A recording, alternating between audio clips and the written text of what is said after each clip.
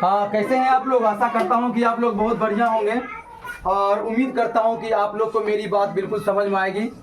असल में क्या है कि कुछ क्या कहता है, गोधोली चैप्टर है, चैप्टर 2 है, क्लास 10 के बिहार बोर्ड के विद्यार्थियों के लिए। आज तारीख है 28/4/2025 को। कहता है कहानी से 5 मिश्र वाक्य को चुने। यानी पूरी कहानी जब आप पढ़ लीजिएगा सेन साहब को, तो वहाँ पर से आपको 5 जो मिश्र मतलब मिला जुला शब्द वाक्य, जो अच्छा वाक्य है, वाक्य बोले तो पंक्ति में बना करके उसको बाहर करिए और क ख ग कर करके नाम लीजिए। तो देखिए क्या कहता है। क, सेन साहब की नई मोटर कार बंगले के सामने बरसाती में खड़ी है, काली चमकती हुई। स्ट्रीमल इंड कार का नाम होगा। जैसे कोयल घोंसले में कि कब उड़ जाए। क्या फायदा, बड़ी कार से क्या फायदा? जब एक गरीब का बच्चा उसको छूने जाता है तो उसका ड्राइवर उसको मार करके भगाता है। बाद में थोड़ी लड़ाई झगड़ा भी हो जाता है और सेन साहब अपने घमंड में चूर उनके क्या कहता है मदन के पापा को क्या करता है, उसको वहां से निकाल देता है अपने फैक्ट्री से। अब बाद में फिर लट्टो खेलने के लिए जाता है, 2 फैट में उसका भी दांत तोड़ देता है। तो ऐसे ऐसे वाक्य को बाहर करना है।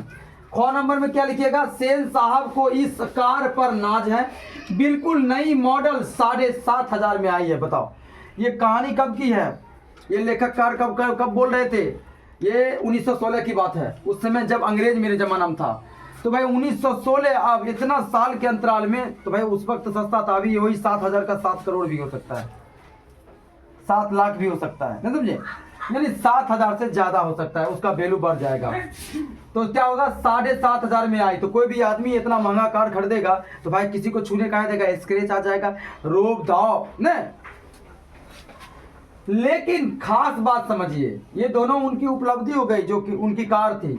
लड़कियों तो 5 बड़ी सुशील हैं, लड़कियां तहजीब और तमीज की तो जीती जागती मूरत है।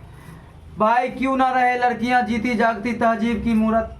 डंटा पैना डांट डपट करके बेटी में को घर में चूल्हा चौका कराओगे और वो कायल किसी से झगड़ा करेगा, लड़ाई करेगा।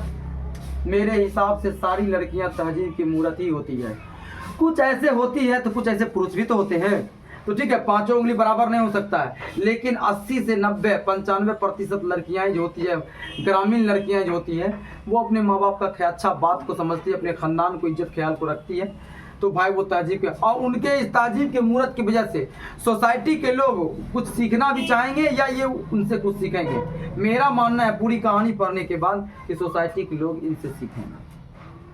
क्या भाई, वो कैसे मुस्कुराती थी, कोई देखा भी नहीं, कोई देखा भी नहीं। तो बात आ गई आगे पर, वे दौड़ती है। हाँ, लड़कों की तरह वो दौड़ती भी है, ये भी बोल रहे हैं लेखक। वे दौड़ती है और खेलती भी है, लेकिन सिर्फ शाम के वक्त। यानी किस वक्त? शाम के वक्त वो दौड़ती है और खेलती है, और उन्हें सिखाया गया है, मतलब उसके माँ बाप के द्वारा उसको क्या किया गया है? सिखाया गया है। सेन साहब के से सिखाया गया। समझ गए मेरी बात को? अगला है क्या, वे ऐसी मुस्कुराहट अपने होठों पर ला सकती है कि सोसाइटी की तरीकाएं भी उनसे कुछ सीखना चाहे तो सीख ले। ओ हो। यानी वो हमारे तुम्हारे तरह हाँ दांत खिसोर करके नहीं हंसती है, वो थोड़ा शर्मीले टाइप से हंसती है और मुस्कुराती है। मैं ज्यादा बघारना नहीं चाहता हूँ इस मैटर पर, ठीक है? ठीक है, इसको उतार लीजिए। ये सब वाक्य बाबू आपको किताब से सीख करके जाना पड़ेगा, तब आप वहां जाकर के कहेगा एग्जाम में कि कहानी से, किस कहानी से? यहाँ पर कहानी लिखा हुआ, चैप्टर पढ़ रहे तब ना पता चला कि 20 के, वहां आपको लिख देगा 20 की कहानी से 5 मिश्र वाक्य को चुने, या 2 मिश्र वाक्य को चुने, या 1 मिश्र वाक्य को चुने। तो भाई 5 को याद कर लीजिएगा तो एगो हो जाएगा जी, होगा कि नहीं होगा? तो इस सवाल को याद कर लीजिएगा। अब वीडियो अच्छा लगा होगा तो लाइक सब्सक्राइब करना बिल्कुल भी नहीं भूलिएगा, ठीक है? धन्यवाद। हाँ, कैसे हैं आप लोग? आशा करता हूं कि आप लोग बहुत बढ़िया होंगे मेरे प्यारे स्टूडेंट। और मैं आपको ये बता करके बहुत खुशी मिल रहा है कि आपको जो है सो 2026 के लिए चैप्टर 2 20 के दांत, ठीक है, नलिन विलोचन शर्मा जी इनके लेखक है। और इस कहानी जो है सेन साहब, खोका, मदन, कासू, इस पर निर्भर करता है ठीक है। और इस चैप्टर से जो मुहावरा वाला क्वेश्चन है वो एग्जाम में ज़्यादा टकराता है, 1 नंबरिया में। थोड़ा तवज्जो दीजिएगा मेरी बातों पर। 20 के दांत से वाक्य भेद स्पष्ट कीजिए। आप समझ लीजिए थोड़ा सा ढंग से। आपको एग्जाम में जो है ना ए नहीं भी रहेगा, ये जो 20 के दांत लिखे ना यहाँ से यहाँ तक, ये नहीं भी रहेगा, डायरेक्ट कहेगा वाक्य भेद स्पष्ट करें। तो आप इस सवाल को देख के पकड़ लीजिएगा कि इसमें किसका किसका जवाब लिखना है। कुछ समझ में आ रहा है? कहीं ना कहीं तो इसमें पता चलिए जाएगा कि ये पत्रकार महोदय, ये संयुक्त, ये सब क्या है, सेन साहब की कहानी का वाक्य है। लेकिन मैंने 20 के दांत क्यों लगा दिया? ताकि आपको याद रहे कि ये सब शब्द जो ये आया है ये सब 20 के दांत से ही आया है, कोई दिक्कत नहीं होना चाहिए। जबकि क्वेश्चन आपका लिखा हुआ है यहाँ से किताब में, आपको वाक्य भेद स्पष्ट कीजिए। वाक्य को पढ़िए, समझ में आ जाएगा कि कौन सा वाक्य है। मैं ये बात एक्स्ट्रा लगा दिया कि ये बात आ कहाँ रहा है, तो चैप्टर 2 20 के दांत से ना रहा है, तनी लगा दिए जी के ज्यादा जानकारी के लिए, ठीक है। पहला वाक्य है, इसके पहले पत्रकार महोदय कुछ जवाब देते सेन साहब ने शुरू किया, मैं तो खोखा। यानी वो बेचारा कुछ बोलना ही चाहते थे कि अपना खोखा के इंजीनियर बनाने की बात करना स्टार्ट कर दें। बेमतलब वाला बात कहने का मतलब है कि वो लड़ाई झगड़ा में सामान को तोड़ रहा है, बिगाड़ रहा है। इनको समझ में आ रहा है कि मेरा बेटा जो है ना तोड़ फोड़ करेगा तो मैकेनिक इंजीनियर, ये वो चौपट इंसान। अब पता क्या चला, 2 दफ्तर घर में बैठ गया, ठीक है। उससे उसको क्या कहेंगे हम लोग, मिश्र वाक्य कहेंगे। पत्रकार महोदय चुपचाप मुस्कुराते रहे, क्यों?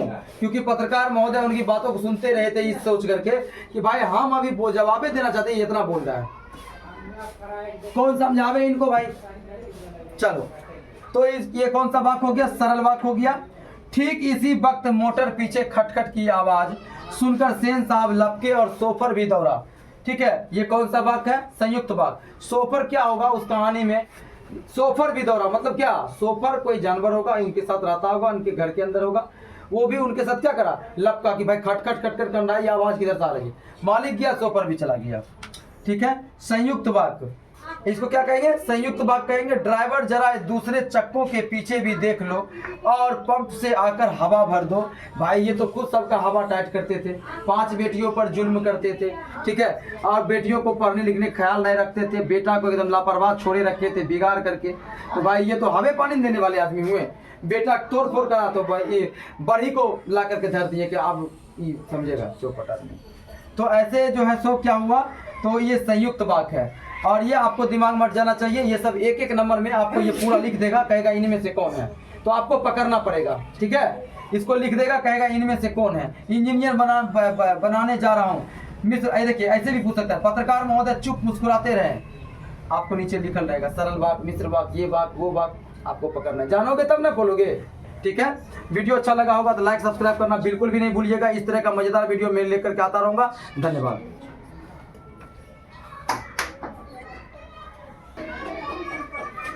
ध्यान दीजिएगा, एक आगे का क्वेश्चन है कि सेन साहब के और उनके मित्रों के बीच क्या बातचीत हुई और पत्रकार मित्र ने उन्हें किस तरह से उत्तर दिया।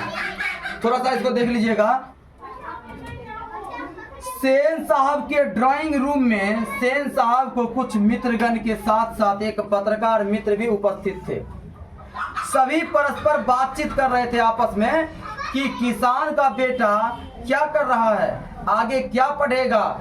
सेन साहब, ये सेब साहब लिख दिए हैं, सेन साहब तो बिना पूछे ही अपने खोखा को यानी कासू को इंजीनियर बनाने की बात कह डाली। जब पत्रकार मित्र से पूछा गया तो उन्होंने जवाब दिया कि मैं चाहता हूं कि मेरा बेटा जेंटलमैन जरूर बने और जो कुछ बने उसका काम उसे पूरी आजादी रहेगी।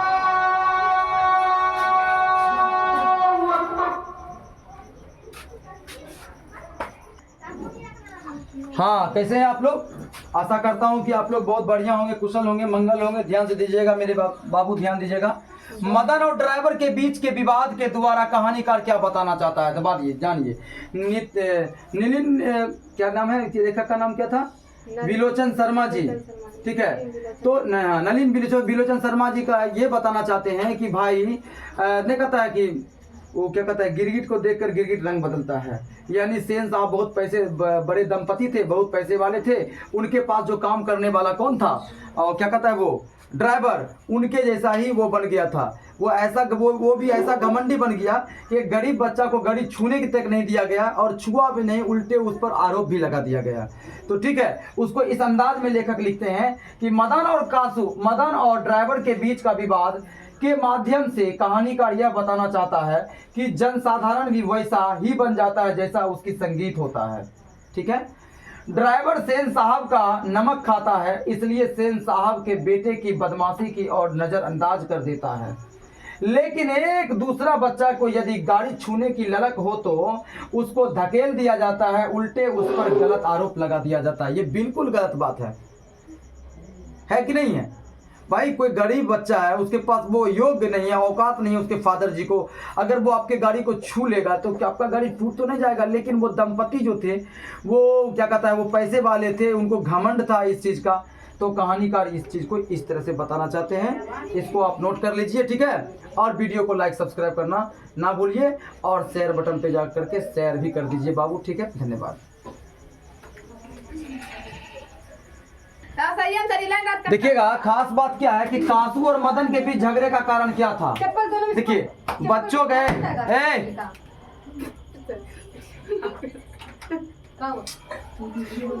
ध्यान दीजिएगा, कासू और मदन के बीच झगड़े का कारण क्या था, इस प्रसंग के द्वारा लेखक क्या दिखाना चाहते हैं।